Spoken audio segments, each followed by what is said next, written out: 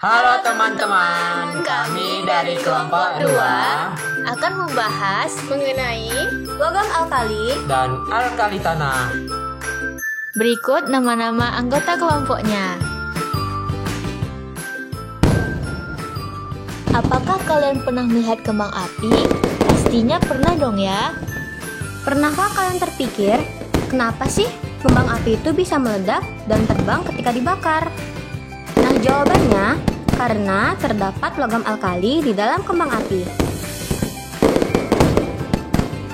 Tahukah kamu apa itu logam alkali dan alkali tanah? Kata alkali berasal dari bahasa Arab yang berarti abu, karena abu bersifat basa dan semua logam alkali juga bersifat basa. Alkali juga didefinisikan sebagai basa yang larut di dalam air. Dalam sistem periodik, unsur-unsur logam alkali terdapat pada golongan 1A dengan anggotanya yaitu litium, natrium, kalium, rubidium, cesium, dan francium. Hidrogen tidak termasuk ke dalam logam alkali meskipun terdapat pada golongan 1A karena sifat hidrogen tidak sesuai dengan sifat logam alkali lainnya. Selanjutnya adalah sifat-sifat logam alkali. Pertama, karena dia adalah golongan 1A, berarti dia memiliki satu elektron valensi. Secara umum, logam golongan 1A, kecuali H, itu adalah logam di mana dia akan cenderung melepaskan satu elektron. Yang ketiga, sebagian besar senyawa-senyawa logam alkali ini akan larut dalam air. Yang keempat, logam-logam yang berada di golongan 1A ini termasuk ke dalam reduktor kuat karena mudah melepas elektron. Yang terakhir, dia sangat reaktif dan lunak, artinya dia mudah diiris dengan pisau. Dari data tersebut dapat kita ketahui bahwa logam alkali memiliki titik leleh dan titik didih yang tergolong rendah. Dari litium ke cesium, titik leleh dan titik didihnya semakin menurun. Hal ini berkaitan dengan struktur logam alkali yang membentuk kristal logam yang renggang. Dari litium ke cesium, jari-jari atomnya semakin besar. Logam alkali memiliki energi ionisasi rendah. Energi ionisasi semakin berkurang dari litium ke cesium. Selanjutnya, warna nyala pada logam alkali. Logam alkali bila dipanaskan dapat menghasilkan warna nyala api yang khas untuk masing-masing jenis logam alkali. Yang pertama, litium. Litium menghasilkan warna nyala api merah tua. Yang kedua, natrium, menghasilkan warna nyala api kuning. Yang ketiga, kalium, menghasilkan warna nyala api ungu. Yang keempat, rubidium, menghasilkan warna nyala api kemerahan ungu. Yang kelima, cesium, menghasilkan warna nyala api biru. Reaksi pada logam alkali. Selanjutnya, kita akan mempelajari reaksi-reaksi pada alkali golongan 1A. Pertama adalah reaksi alkali dengan air. L-nya ini nanti bisa diganti dengan unsur-unsur logam yang berada di golongan 1A dengan reaksi 2L ditambah 2H2O menjadi 2LOH tambah H2. Atau logam alkali ketika bereaksi dengan air akan menghasilkan hidroksida dan gas hidrogen. Reaksi ini bersifat eksoterm sehingga dia akan membuat ledakan yang hebat atau bisa disebut dengan eksplosif. Kemudian reaksi hidrogen dengan reaksi berikut dan akan membentuk hidrida. Kemudian reaksi dengan nitrogen dengan reaksi sebagai berikut dan nantinya akan menghasilkan nitrida. Reaksi terakhir yaitu dengan oksigen. Logam alkali bereaksi dengan oksigen membentuk oksida, peroksida, juga superoksida tergantung pada kondisi reaksi. Kegunaan logam alkali. Tahukah teman-teman, kegunaan logam alkali banyak ditemukan di kehidupan sehari-hari sebagai berikut. Kegunaan alkali. Pertama, litium bisa dimanfaatkan untuk baterai, kaca, obat antidepresan, pelumas. Logam campuran litium dan timbal digunakan untuk membungkus kabel. Selanjutnya, natrium. Natrium hipoklorit untuk bahan desinfektan dan pemutih. Natrium hidroksida sebagai soda api untuk mengatasi saluran tersumbat, juga untuk pembuatan deterjen. Natrium glutamat sebagai penyedap makanan. Natrium bikarbonat sebagai pengembang kue. Yang ketiga, kalium. Bahan deterjen, bahan pupuk dan peledak, pembuatan kaca televisi.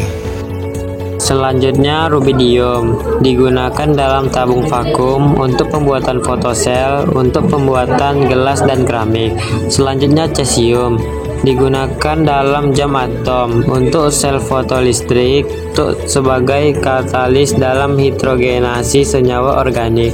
Selanjutnya, francium. Secara komersial tidak ada kegunaan karena langka dan tidak stabil. Unsur ini hanya sering digunakan untuk penelitian. Selanjutnya, alkali tanah.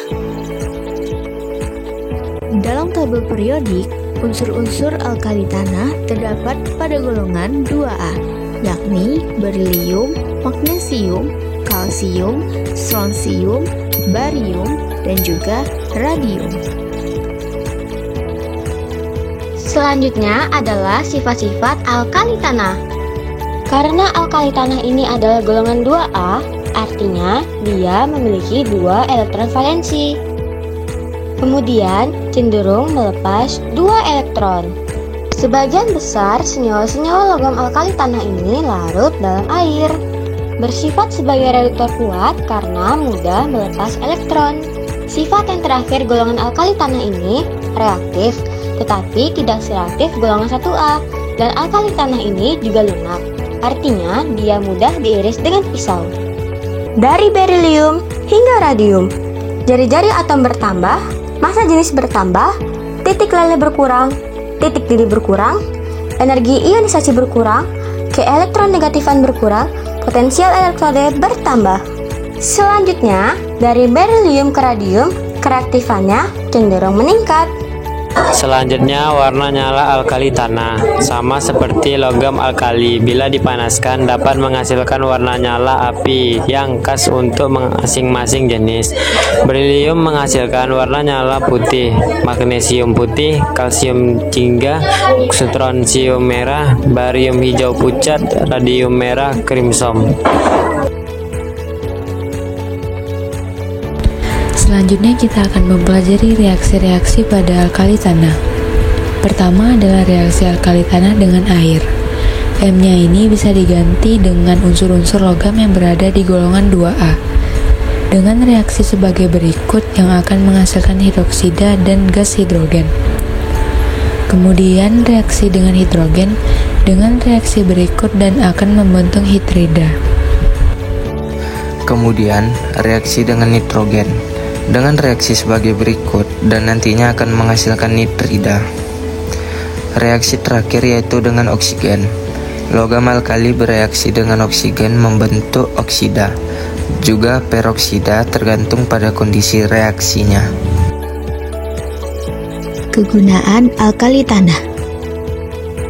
Tahukah teman-teman, sama seperti logam alkali tanah juga berguna dalam kehidupan sehari-hari sebagai berikut. Berilium sebagai paduan logam agar lebih kuat tapi ringan, misal kemudi pesawat jet. Yang kedua, sebagai kaca yang mentransmisikan sinar X lebih baik dari aluminium. Selanjutnya, magnesium sebagai konstruksi pesawat terbang, obat pencahar, lapisan tungku, dan kembang api. Selanjutnya, kalsium, unsur dalam susu, pembuatan cetakan keramik, air kapur, proses pengelasan. Selanjutnya, strontium dan barium, sama-sama untuk kembang api. Lalu, barium mampu menyerap sinar X, digunakan untuk pemeriksaan saluran pencernaan pasien, bahan cat pewarna putih. Selanjutnya, radium, bisa bercahaya dalam kegelapan, digunakan di tombol pintu dan piringan jam agar tampak bercahaya. Sekarang teman-teman telah mengetahui sedikit banyak tentang alkali dan alkali tanah. Terima kasih telah menonton hingga akhir.